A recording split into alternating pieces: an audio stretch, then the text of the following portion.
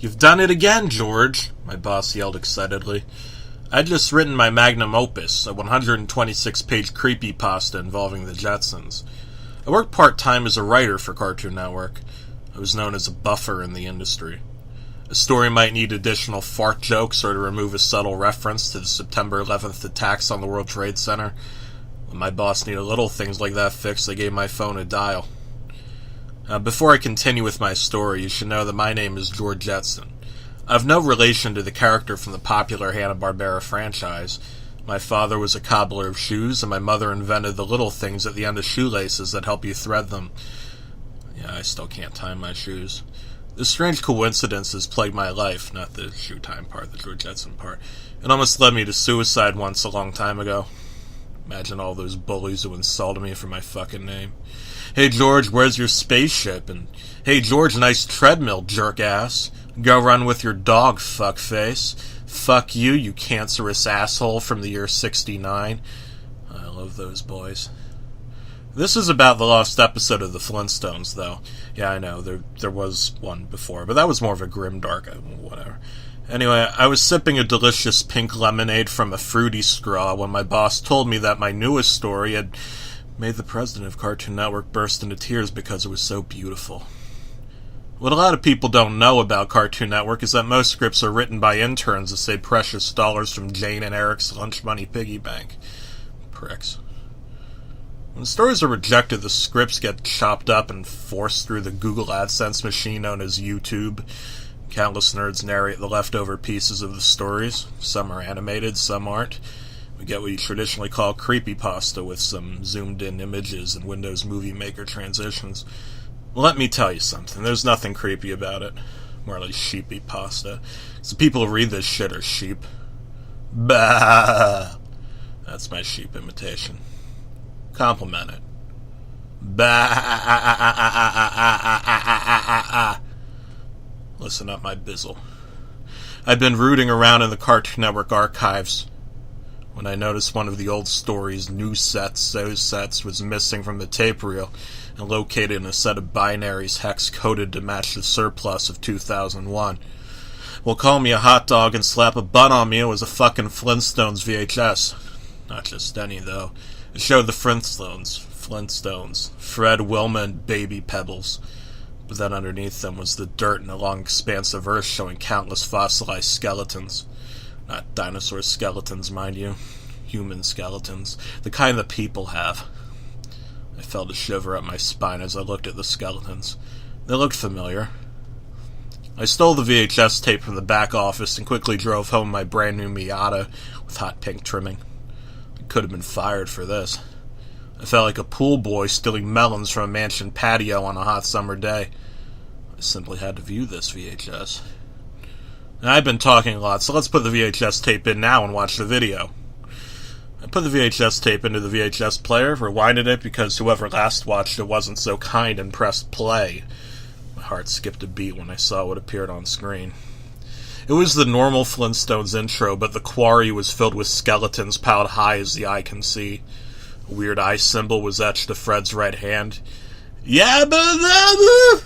I expect him to say do, but instead he said, stab you! So the whole line was, yabba dabba stab you! Fred was shown holding a knife. Instead of jumping into his car after sliding down the Brontosaurus, he was shown stabbing Mr. Slate. He slowly undressed the dead body and began to dry hump it. It horrified me to find out that Fred had been naked underneath that orange outfit for all these years, you know. His little penis flapped in the wind as he threw the dead body into the quarry and jumped into his car, quote-unquote. He starts to drive, becomes frustrated because he's using his bare feet to push the incredibly heavy stone column wheels. He eventually stubs his toe on a small rock and slams his head on the front of the car. Fred starts to cry and the intro music stops playing. The car's airbag explodes and it's revealed to be a dead sloth that flies out and slams into Fred's face before shattering his jaw and breaking into pieces. Fred continues to cry and it sounds like the real voice actor's tears. A woolly mammoth with a red cross on its side shows up. I guess it was supposed to be an ambulance, but instead of helping the situation, it attacks Fred and destroys the Stone-Aged automobile. Stomps on Fred's head while he continues to cry and beg for mercy. The camera just sort of sits there while the woolly mammoth kills Fred. The scene immediately cuts to Wilma sitting at home alone, probably jacking off. You just see her pick up the phone and start crying while she listens on the other end. I felt a deep sadness watching this part. You could tell that Fred really died in this episode and that he wouldn't be coming back. As I continued watching, it turned out that Fred killed Mr. Slate because he was embezzling funds from the quarry. Didn't explain why he had sex with a corpse, though. Strange, it turns out the quarry had discovered early traces of fossil fuel. But the final scene was the most disturbing. You see a pterodactyl fly into the window of baby Pebbles and steal her. You see the pterodactyl feed the crying baby Pebbles to a set of hungry baby pterodactyls. Why the fuck is the P silent pterodactyl? They quickly gobble her up. There's a lot of highly realistic gore and the sound of a baby crying before its throat is snapped into 2 pieces. I felt like I was going to be sick. I've been eating a bowl of Fruity Pebbles to commemorate this occasion, but I was forced to vomit them up in distaste. All over my Persian rug that I purchased at Bed Bath & Beyond. The rug was ruined by this television viewing experience. With heavy disappointment, the audio increased tenfold, and I heard someone yelling, "Barney, my pebbles! Barney, my pebbles! Barney, my pebbles!" over and over again. I was really hurting my eardrums. I heard a loud pop and abruptly lost hearing in my left ear. I hit stop on the VHS tape player, but it continued to play. The next day, I put on a suit and tie and got ready for work. It was a bow tie, as I often wear bow ties on my most festive work day. I wore it on, take your daughter to work day because I didn't want to seem like the only employee who didn't have a daughter. I still couldn't hear out my left ear. Something strange was going on, and I know that you're wondering what it is, so keep listening, because even though the VHS tape is over, there's still a lot more left in my horrific tale. I decided to go to the doctor and get my left ear checked out. I walked into the office and tried signing in, but my pen would no longer write for some reason. I instead used their pen and signed my name, George J. The sassy black receptionist laughed at me. I told her that I wasn't the real George Jetson, that the real George Jetson died in a fire years ago, and I had to see the doctor. The doctor couldn't diagnose my lack of hearing. He used a magnifying glass to observe.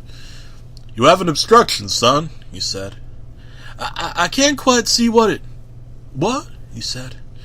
I felt increasingly nervous as his tube probed my earlobe. "Oh my God," he said. "I've never seen anything like this."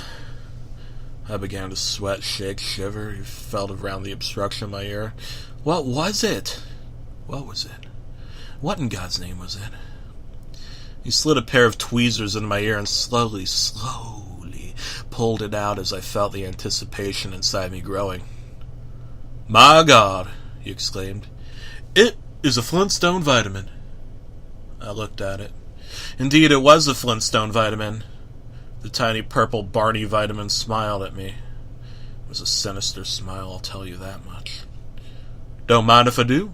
The doctor smiled and slowly put the vitamin in his mouth. He chewed it slowly and smiled at me. I immediately left the office without paying. Something was going on here. As I drove down the interstate, my car broke down. Now, normally I wouldn't worry, but it seemed like someone had intentionally popped my tires. All 4 of the tires were flattened. Was someone following me? I looked to my left, out into the field. It was a mechanic shop. I put my car in neutral and pushed it into the mechanic shop. Inside was a man who looked exactly like Fred Flintstone, except he was Hispanic. I know what you're thinking. How could a Hispanic Fred Flintstone run a mechanic shop just outside of Little Havana? Well, he had an orange cave suit on, and I could see the outline of his genitalia, proving he had no underwear on. Same hair, same blue tie, same lack of pants. Even the nose and grizzled mug were the same. In fact, if you look at the original drawing of Fred Flintstone, he has all the features of a Hispanic man. It's almost as though they recolored him to look white. Almost. "I know Fred Flintstone," he said to me. though I hadn't accused him of anything. I were Halloween party. I get kicked out at the work as mechanic, no blowjob. He smiled at me. I looked at the name tag on the desk. Fidel Flintstone was his name. I fix you car. He smiled. I handed him 100 pesos, and he took out a small grill and began to make some enchiladas. I ate them, as it was almost the time when I would have taken my lunch break. They were decent, though admittedly they tasted like typical mechanic enchiladas. He also gave me a cup of tea. As Fred returned to my car, I felt a shiver creep up my spine. He'd ripped out the entirety of the car's floor, and the engine was missing. He replaced the wheels with heavy stones and removed the brakes and my ability for the car to turn. Someone, not sure if it was him, had taken a dump in the back seat. Upon closer inspection, it was him. Car is fixed! He smiled and giggled. Taco Dabadoo!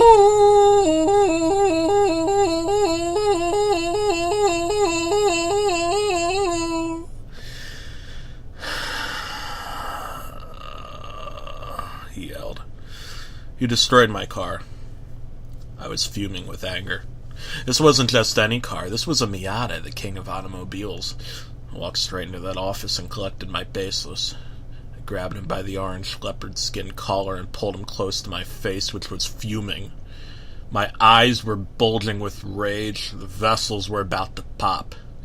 Listen here, Fidel Fuckstone!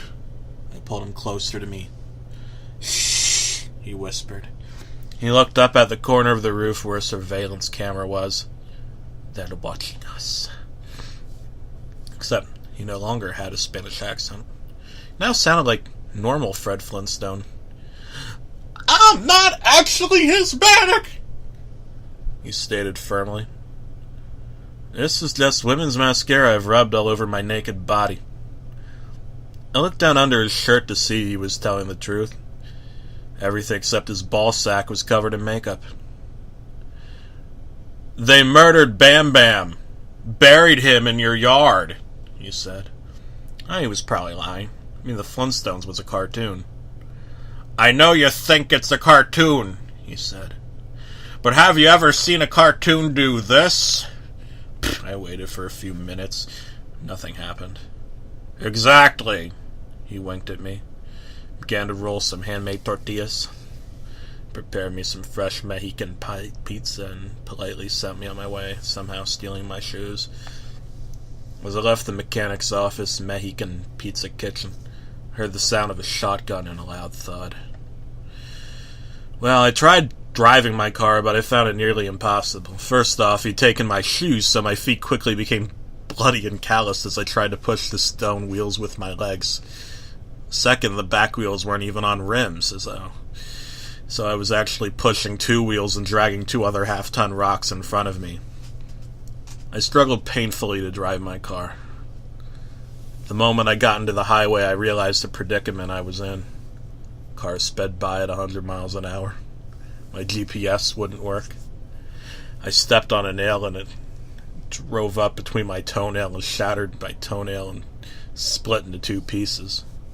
A semi-truck slammed into the back of me and I went flying into oncoming traffic, or I would have if not for the airbag. A soft-shell tortoise exploded out of the airbag, hitting me in the face and breaking my jaw. I woke up in the hospital, as I often wake up in the hospital, but this time it was different. It turns out the Mexican cuisine Fred gave me was poisoned. The doctor came in. It was my primary care doctor. He was holding a bottle of Flintstones chewables and smiling at me. We couldn't reconstruct your face, he said, and I asked him why not. Some things are just too beautiful for this world, George, he said. Some things are just too beautiful for this world. And then he left. I'll tell you, my nose felt longer, my face more scaly. I picked up the vanity mirror next to my bed. On my head. My fucking head. I ripped the IV out of my veins and stumbled out into the hospital hallway. Children screamed at me. Oh, I had the head of a dinosaur. The doctor had reconstructed my fucking head to resemble that of a dinosaur. I could barely see anything. I stumbled down the hall, got into my Miata, and pushed it 6 miles home. I stumbled into the front door to find it was locked. Someone had taken my keys. Picked up my phone, called the landlord. Sorry, George. I only rent homes to people. As far as I'm concerned, dinosaurs aren't people. I immediately ended this racist phone call and stumbled down the alley behind my house. I went into the backyard, picked up the shovel. It was time to see if Fred was telling the truth. I felt myself getting nauseous as I started to dig. People in the street screamed and called me a freak. I tried crying, but as it turns out, dinosaurs can't cry. Dinosaurs can feel a deep sadness, but they can't cry. I continued to dig as the rainwater washed out the backyard completely. I was horrified when I finally hit something hard. I pulled it up just as George said. I pulled out a tiny skeleton holding an ancient club. It's amazing that this hand had been buried in the backyard for 6 million years. The dead skeleton smiled at me, or maybe it was my imagination. The jaw fell open, revealing a tiny piece of paper. I opened it up. It said, "How do you ask a dinosaur out to lunch?"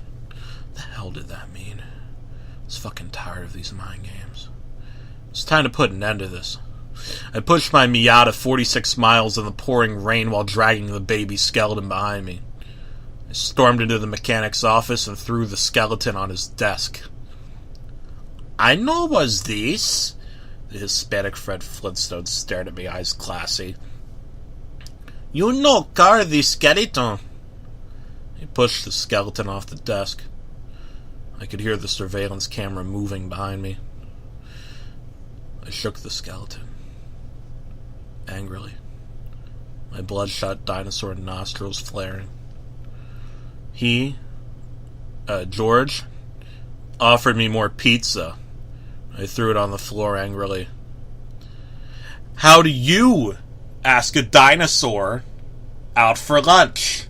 I yelled, waving the skeleton in front of his fucking face. "How do you ask a dinosaur out for lunch?" I shook the skeleton until it started to break apart in my hands. Fidel Flintstone smiled at me. I fell to my knees as the police kicked the door out of the mechanic's office open, firing at me as I fell downward with a thud. They handcuffed me, threw me into the back of their van. But the trial was the worst part. The witnesses examined and cross-examined me. I told them that a Hispanic Fred Flintstone forced me to dig the skeleton up, but no one believed me. "Your Honor," they said, "evidently that skeleton was the corpse of a Spanish immigrant. A midget, or little person, if you will." "What about that... the stick?" I yelled, citing that as my only evidence. "That was Bam Bam's stick." The doctor walked in again. "That's a traditional Spanish piñata stick. They use it to hit piñatas and break them apart to claim the delicious candy treasures inside." He wasn't even a witness. Well, as for me, I was sentenced to life in prison without a chance for parole. Wasn't so bad, I guess. After about a month, I got a visitor. It was Fred Flintstone. Of course it was. He smiled at me from the other side of the glass. "This all just begs the question," he smiled at me. "How do you ask a dinosaur out for lunch?" He put on a monocle and took out a tiny teacup. "D? Rex?" He sipped it. He sipped it. He sipped it. Sipped it some more. D? Rex! He yelled. T-Rex, get it, because you have a fucking dinosaur head! He ripped off the leopard print Halloween costume and danced naked down the street. Yabba dabba doo!